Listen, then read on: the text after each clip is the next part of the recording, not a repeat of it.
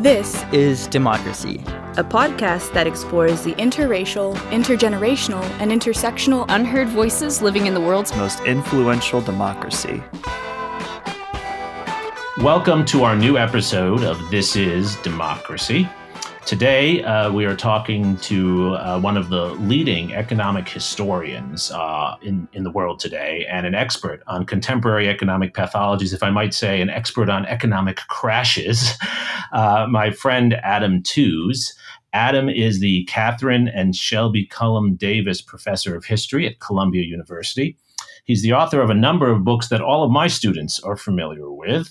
Wages of Destruction, which is one of my all-time favorites, The Making and Breaking of the Nazi Economy, a book that actually highlights Nazi concerns about American economic competitiveness on the eve of World War II. He's also written The Deluge, The Great War, and the Remaking of the Global Order. Crashed, his most recent book, How a Decade of Financial Crises Changed the World. And then an older book, Statistics and the German State, 1900 to 1945. Most recently, Adam has been publishing prolifically, putting me to shame, publishing in The Guardian, The New York Times, The Washington Post, on issues related to the current economic crisis. Adam, thanks for taking the time away from your writing to talk to us. Oh, thanks for having me on the show. Before we turn to Adam, we have, of course, Zachary Suri's scene-setting poem. Zachary, what's the title of your poem today? Fallen.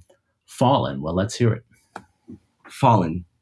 We are all waiting on the edge of a ravine. We are all staring into some vision of future doom. We are all waiting on the edge of a ravine, 6 feet apart, trying to cover our mouths when we cough.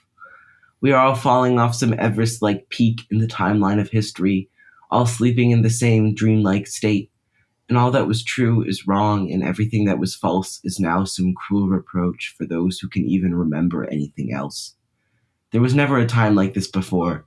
Never have we fallen so gloriously together down the dark ravine of economic forecasts, like downhill headlights trying to illuminate the bends of a steep mountain road, as if some bitter recollection of the prosperity of strip malls and water slide America. We are sliding into the uncertain future of the fallen, the way the airplanes wait patiently on the tarmac, fallen out of the sky, the way the restaurants are all locked, and we are in our sweatpants waiting for the hard rebuke of the ground. And that is not to be a pessimist, for the grass now untrampled, the translucent leaves of the oak branches unpolluted, it was also beautiful this afternoon, walking among my neighbors along the empty streets. Zachary, the last stanza reminds me a bit of T.S. Eliot. Did you have that in mind? Yeah, a little bit. What is your poem about? My poem is really about what it's like as a nation to find yourself really on the edge and in the middle of a major economic crisis after so many years of economic boom, and in many ways how sudden, but also how dangerous it feels. Right. Well, that's a perfect spot to turn to Adam. Adam, we're historians, and this podcast is about the history of democracy and its relevance for today. How can history help us to understand this moment? Well, I think there are several different ways in which historians might help, and many colleagues have put their shoulders to the wheel over the last couple of weeks. I mean, the people I know are not the people best suited to really help, who are the historians of public health, the historians of the influenza epidemic of 1918, 1919. They obviously have knowledge and expertise which is immediately relevant. But I think there's another genre of historian who've been called upon, notably those who work on war economies. Recently, there's been a whole slew of excellent articles that I would recommend in Foreign Policy by Nick Mulder, a former student of mine. Yes. An excellent piece in Financial Times, if you've got access to that, citing a bunch of British historians. And then I think there's also a roundup on Bloomberg. So really, a lot of people have gotten engaged in quite naturally, I think, in this question of what the crisis means for the necessity of mobilization. Clearly, we need to change the structure of production. And all of those also, I think, make the kind of obverse comment, which is the one that I take up really in the Washington Post, which is that history can also help us to understand the uniqueness of this crisis.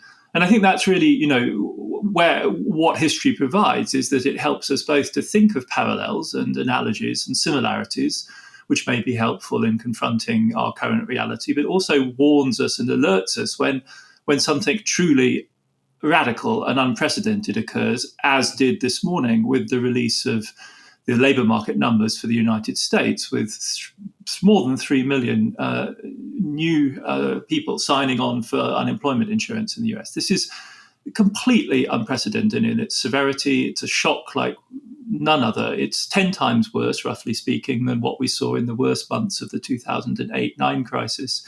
Ultimately, the unemployment during the Great Depression of the 30s accumulated to far more. But even then, there was no month quite like the week that we've seen. And we have more weeks to come as this closure bites. Yes. So that too is a useful role for historians, is to remind us that, in fact, maybe something that we're confronting is radically new. I think climate change fits in the same category of radically new problems.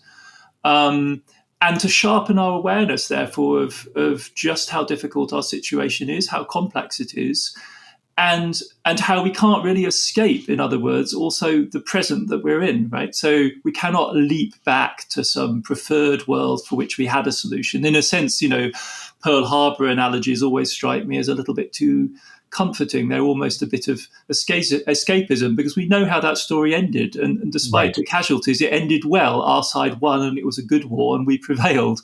And the horrifying thing about our current moment is that it doesn't have any of that clarity or certainty. Not for any one of us individually, not for our families, our loved ones, the most vulnerable that we may know, and not for us collectively. Right.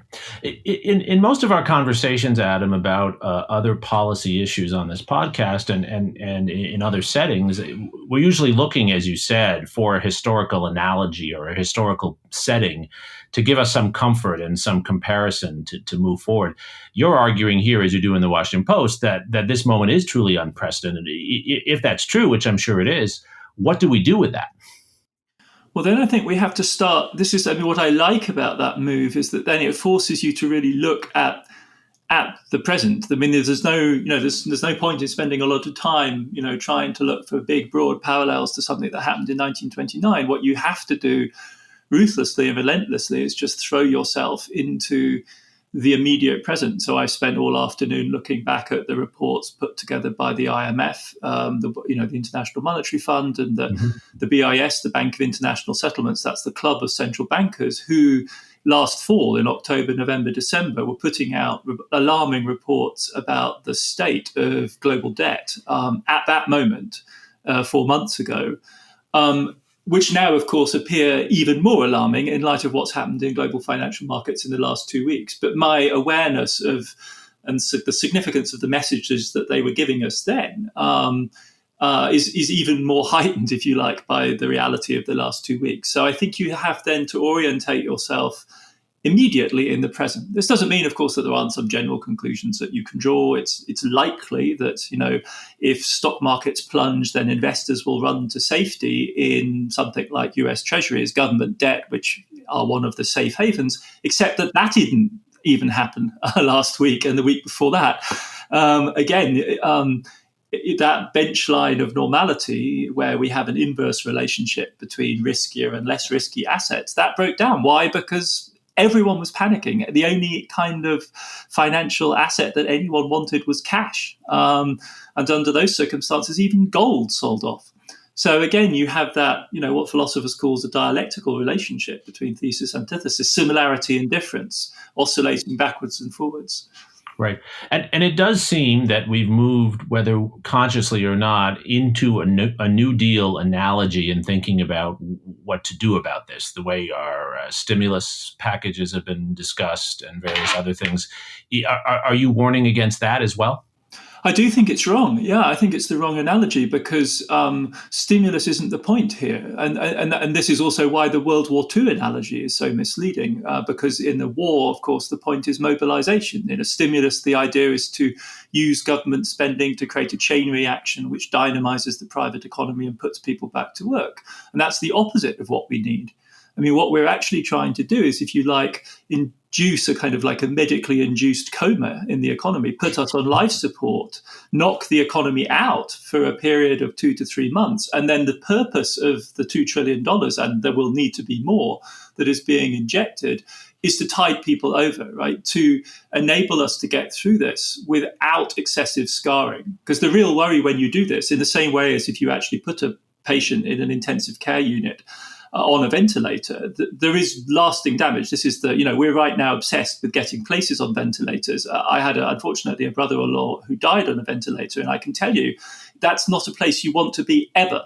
Right. Because it does permanent damage to your body, and it does permanent damage to you psychologically, because they put you under with opiates, but you're not actually fully unconscious. So you live in a kind of zombie-like state as your body is kept alive. It's absolutely horrifying.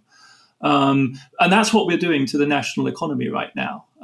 We are all looking at our windows, say in New York. I can see businesses slowly dying in front of my eyes. And the question is, can we, through various means of makeshift, through credits, through government assistance, keep them alive in a diminished and weakened state such that, say, in July, they can reopen and that business will still be there? Is it conceivable that one could do this, what you've laid out, that one could, in essence, put the economy in a coma and then revive it from a coma to something that would look like what we thought of as a global and national economy before? We've never done it before. So it's possible, but it is a gigantic experiment. But flat out, we've just never done it before. There are historical analogies to economies which have suddenly shut down, but they're all very unattractive. So the end of communism in the Soviet Union, the defeat of Nazi Germany in 1945 or Imperial Japan, or the beginning of World War I, when people didn't understand what the war was going to be about. And they thought it was basically a kind of national holiday to prove, Europe's manhood. And that turned out to be a misunderstanding. But in the first 2 months of the war, there was unemployment and the financial markets sold off before they realized this was going to be a war of total mobilization. But those are our only even remote equivalences to this. There is no other moment where we have systematically employed the power of the state, and not just in one place and one city. We're now doing it across all of the major advanced economies to simultaneously shut them down. So it's an astonishingly daring experiment which we've tumbled into, and you can see the pushback, right? I mean, it's obviously I find the actions of President Trump appalling and profoundly irresponsible, but it's easy to sympathize with. In fact, I don't know what your household is like, but in our household, each one of us sort of basically day by day struggles, and the others in the household have to help that individual who at that moment is struggling with the logic of quarantine. Yes, we have to do this. This is, this doesn't make any sense. Look, there are still people outside. No, nevertheless, we nevertheless have to keep in lockdown.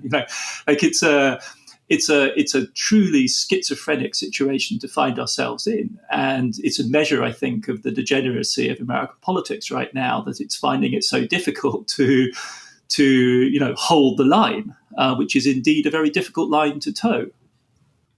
What are the likely consequences if we do not handle this crisis well for United States global economic standing? Well, I mean, I think that the immediate consequence is that we end up in a really bad equilibrium. Game theorists have ways of theorizing the situation that we're in. And this is a sort of prisoner's dilemma type problem, where if we can all cooperate to effect a massive shutdown, then the period of shutdown is short, the number of casualties is small, and the whole thing ends up looking like a success of national policy.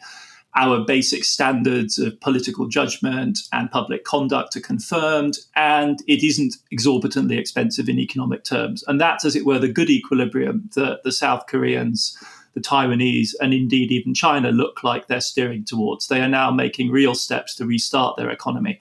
And unfortunately, what we have in the West is, as it were, the degenerate form of that, where we oscillate back and forth. We want to get to the restart far too soon. And as a result, I think the risk is that we end up with very massive economic losses and very large casualties. How that then plays out in terms of the position of the United States economy globally is very complex. And because this is completely unfamiliar terrain, novel terrain, we will have to wait and see.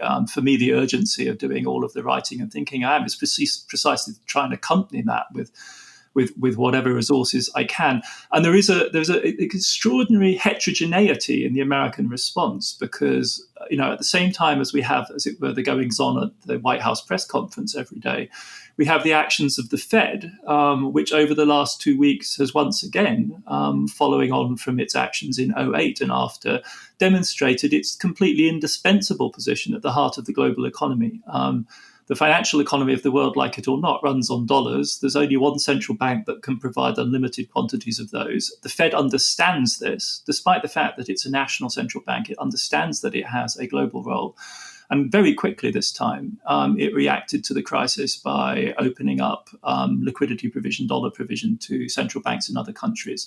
So, and that is showing effects. It's probably not going to be enough. There's going to have to be a very much more complex safety net put in place for the emerging markets and developing economies, which are only beginning now to stumble into the depths of the crisis.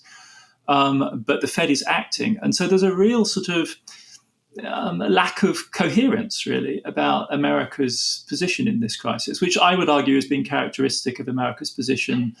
Well, I mean, you could go all the way back. Jeremi kindly cited my book about World War I. You could go back really to the beginning of America's entry into world affairs. It's difficult for America to concert, if you like, the different facets of American power and American politics around presenting a coherent face and a coherent policy towards the outside. There are high points in which it manages to do this, the Marshall Plan being the most obvious one, but we're in a low point right now.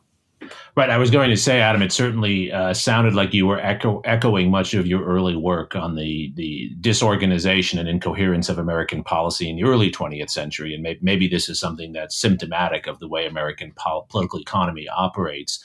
I wanted to ask you more about the Fed, because I've been trying to understand this as well.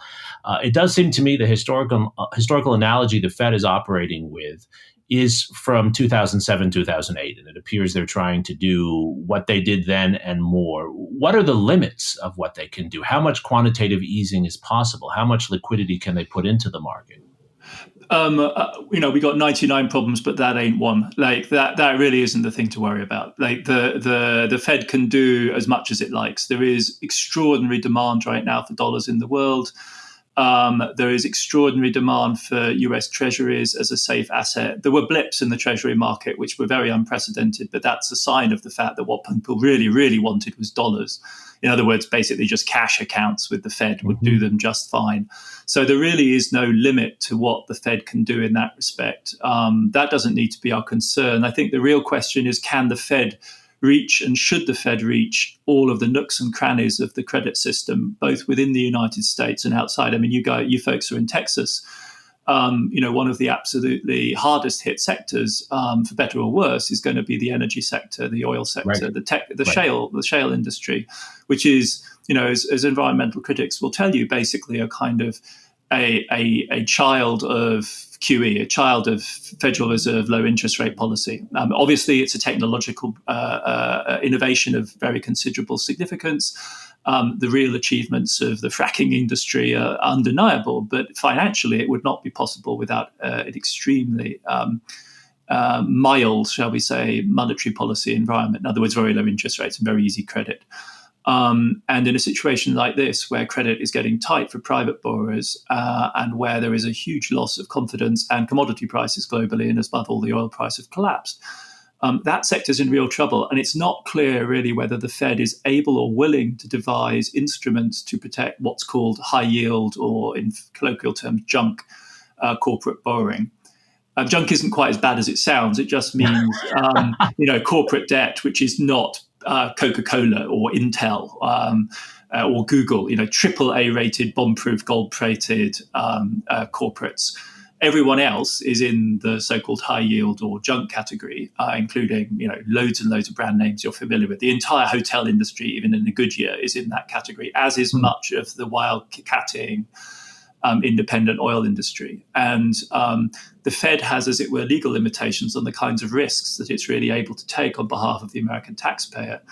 And that doesn't generally include, it doesn't generally include buying investment-grade corporate debt, but they've found a way around that by creating an off-balance sheet vehicle to make support possible for corporate debt to go to the high yield sector would be really difficult. And of course, the boundary between the two is not really, it's not a scientifically given natural fact. It's a judgment by ratings agencies that decides whether debt is in the investment grade or in the high yield category. And there's an awful lot of debt notionally still in investment grade. About half, in fact, of the stuff which is notionally investment grade is on the boundary. It's triple B, so it's just one downgrade away from dropping into a category which the Fed can't currently support. So that gives you an idea of how institutionally constrained the Fed's action is. It can do a general credit burst. It can provide limitless quantities of dollars. It can pump liquidity easily into the high-end bits of the American economy. Whether it can reach the mom and pop store, the little restaurant, or even the medium-sized business with a slightly dubious credit rating, and quite a lot of the American economy does exist on that line between life and death, that's a very different question. Well, and it does seem to me, Adam, that we have reason to be skeptical just based on historical experience that the mom and pop store will benefit from this. Well, absolutely. I mean, 0809 was, as it were, a sort of shocking demonstration of the way in which bailouts are biased towards the big actors. Too big to fail became a byword for that oligopolistic tendency within capitalism. It's not just a matter of technique and technicality that it's difficult for the Fed to reach those businesses. They're not, in the Fed's terms, systemically relevant would be the language that's used. And their failure is just one tree falling in a forest. It's not a forest fire. And so it's easy to ignore them. But I do actually think that politics has shifted here in quite an interesting way. And the Fed is making a really determined effort to try and reach out beyond that frame. Ben Bernanke and Yellen, I don't know really so much about Powell, but they were quite affected, I think, by the force of that critique and the power of the inequality meme from 2013 onwards. Did a lot of research on how central banks could do more provision for small businesses. And I think the politics of the bailout are quite interesting, right? I mean, obviously, it's kind of bifurcated. There's an element of the $2 trillion, which is really a slush fund for big business.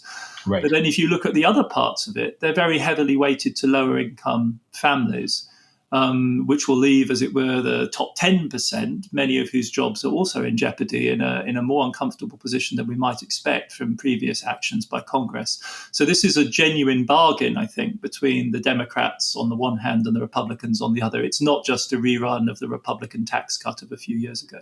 Right. I guess, though, to just stay on this point for one more minute, it does seem to me that what the stimulus bill that passed the Senate shows is, just as you said, that there's an argument for a more vibrant social welfare net, and there's an argument for bailing out the big businesses. But it does still seem that small businesses have trouble getting the help they need, even in this point. Absolutely, and all of the evidence that we're getting from surveys of different types shows that they're very fragile. They're 4 to 6 weeks away from failure. You only have to live on a busy high street in any American city to know how rapid the churn is of restaurants and stores and small businesses of all types. They come and go at an extraordinary pace.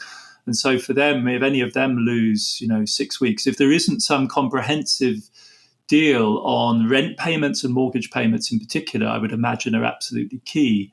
Then it's going to be very difficult for many of them to survive. I mean, the data is overwhelming. Like half of those businesses really don't have funds to enable them to tide over for more than 4 to 6 weeks.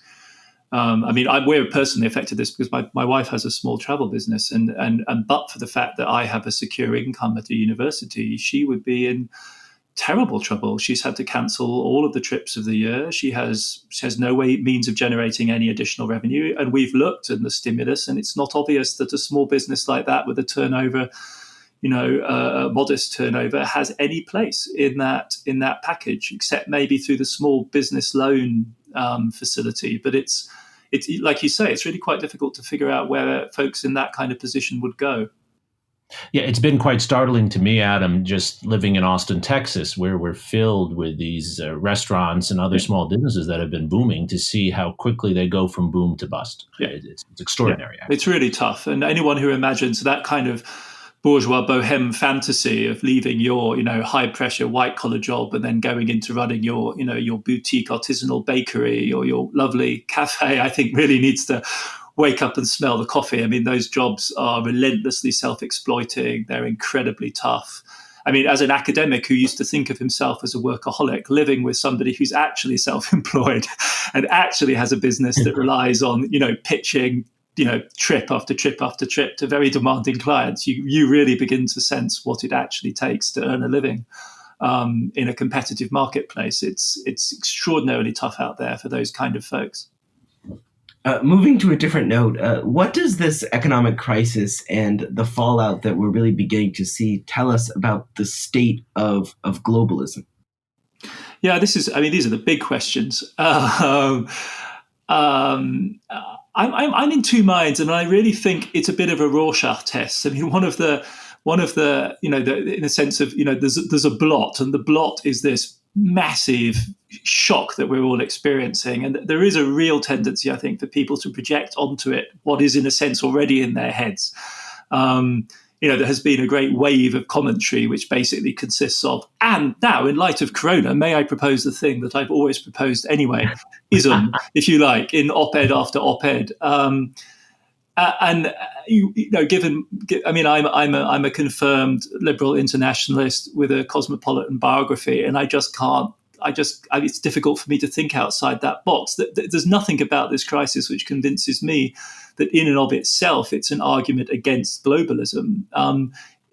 Though I can easily see how it might be exploited for those purposes. And it's easy to see how you could get, and this is one of the reasons I'm kind of leery of the World War II analogy, because it rapidly becomes an argument for sort of autarkic industrial production of medical equipment. And, we should all be sewing our own mouth guards. And there are heroic examples of this. The Czechs in particular deserve far more credit than they've received for their national effort, in which everyone's just got their sewing machine out and basically made all the masks they needed. Small country, but nevertheless impressive.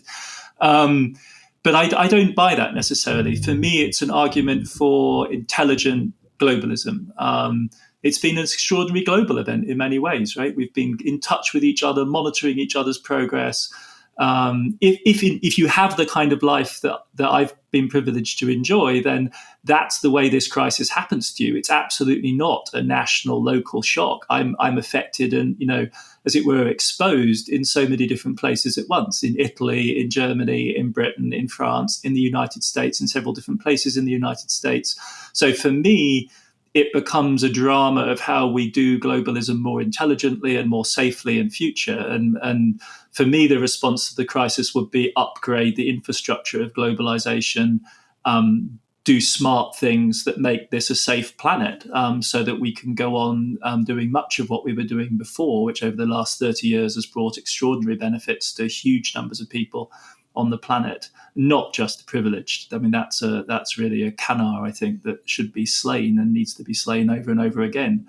Though it has also obviously created inequality, and this is another dimension of that inequality that needs to be taken extraordinarily seriously. The most vulnerable, again, are going to be the poor, the people without insurance, the people who basically don't appear to have access to public media or the ability to process the messages so as to make themselves and their nearest and dearest safe. It'll be very interesting in the aftermath to look at the social composition of those who died and those who got sick. Yes. Because my sense, being in New York, is that the affluent and educated are no longer on the street. Some of them are in the Hamptons, and the rest of us are frantically reading the New York Times and figuring out life strategies and trying to keep busy. And when you do venture out onto the street, that is not the population that you encounter on the street anymore. There are people begging, who are extraordinarily exposed. There are little shopkeepers on corners, extraordinarily exposed. There are people who are clearly isolated, elderly, in mobility devices, wandering around, and you just fear for their health over the next 3 or 4 weeks, and the nightmare that awaits them in hospital when they end up there. Where again, at the front line, they will be treated by, the lower end of the medical hierarchy, which is overwhelmingly recruited from, as far as I can see from the images, women of color, yes, who are in the front lines of this struggle and dressed in garbage bags. Right. I mean, it's an indignity and a shame on this country. But that is a problem not of globalism. That's a problem of backing up globalism with the tools of an adequate welfare state, with the intelligence of a modern public health system that actually deserves the name, and with some reserve capacity. Right. We should have stockpiles.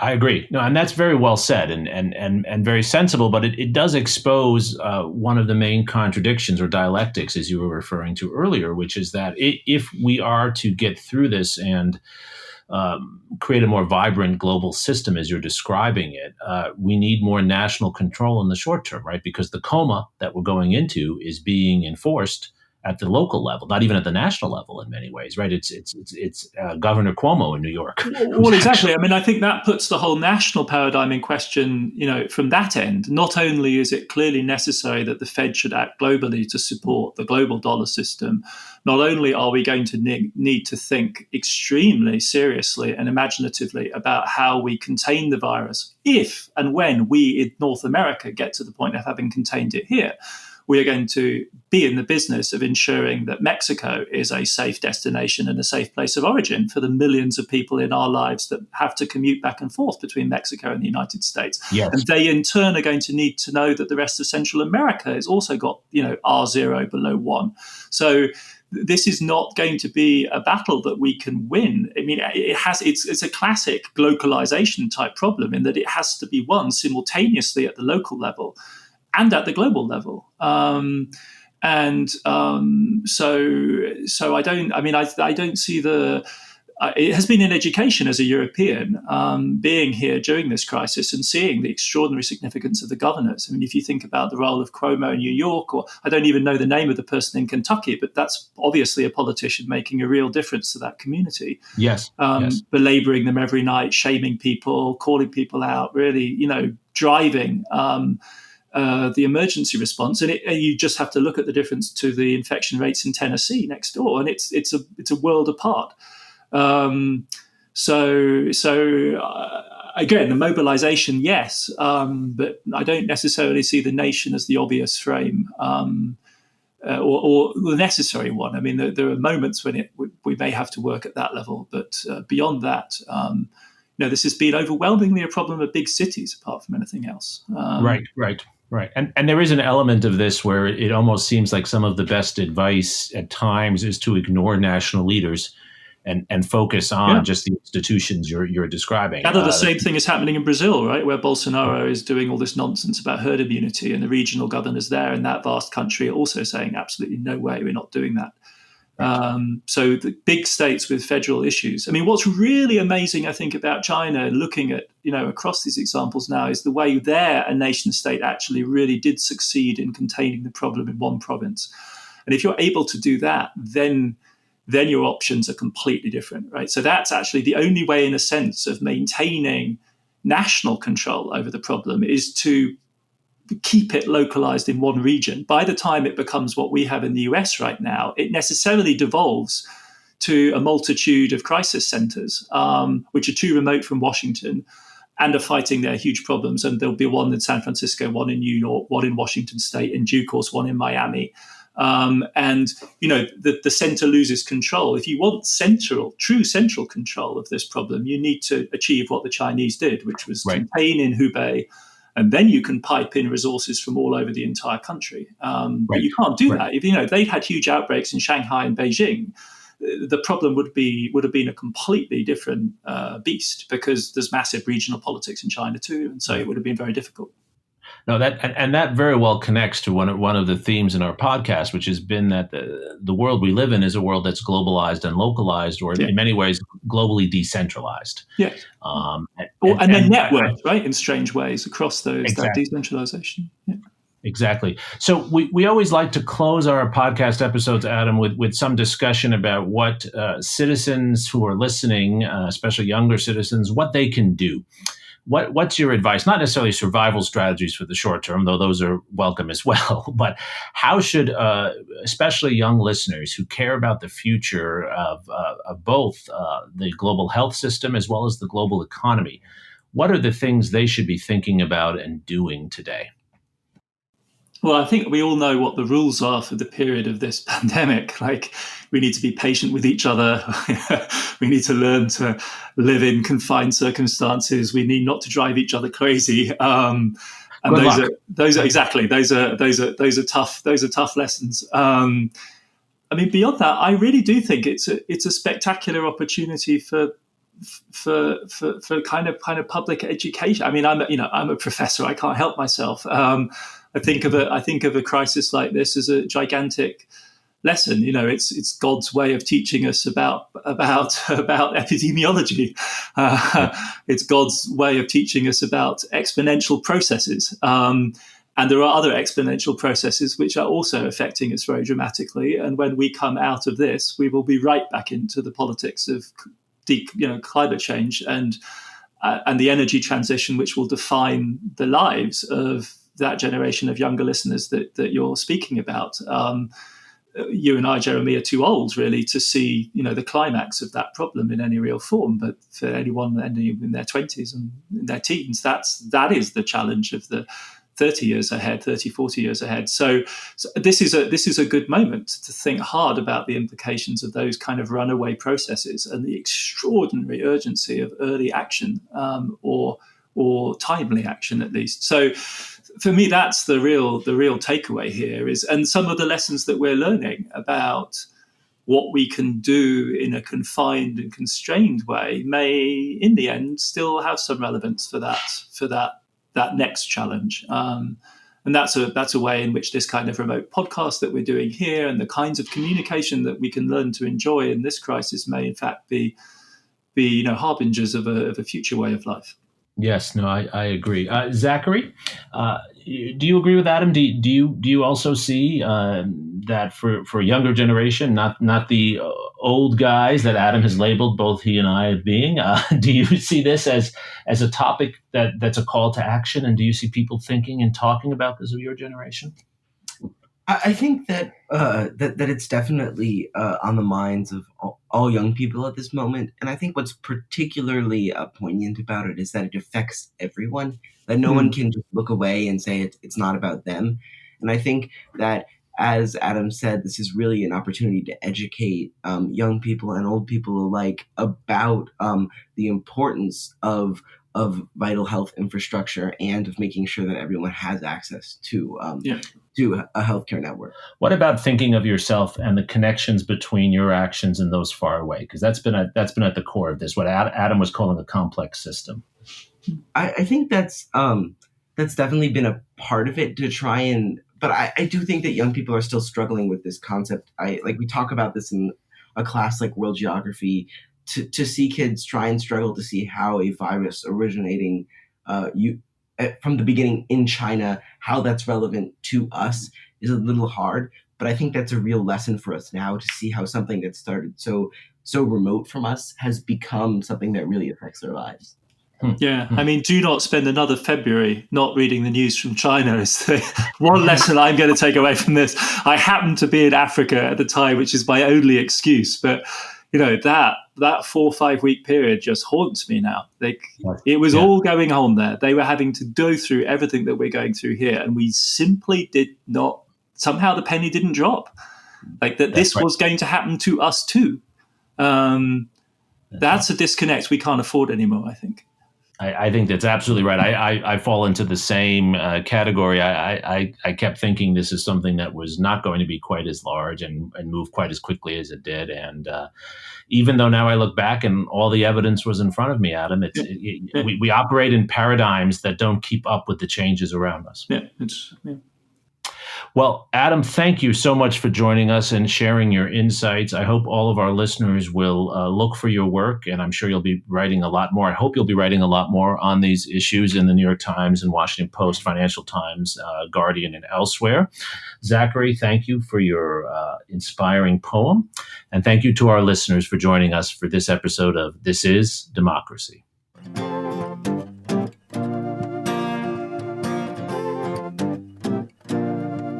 This podcast is produced by the Liberal Arts Development Studio and the College of Liberal Arts at the University of Texas at Austin. The music in this episode was written and recorded by Harrison Lemke, and you can find his music at harrisonlemke.com. Subscribe and stay tuned for a new episode every Thursday featuring new perspectives on democracy.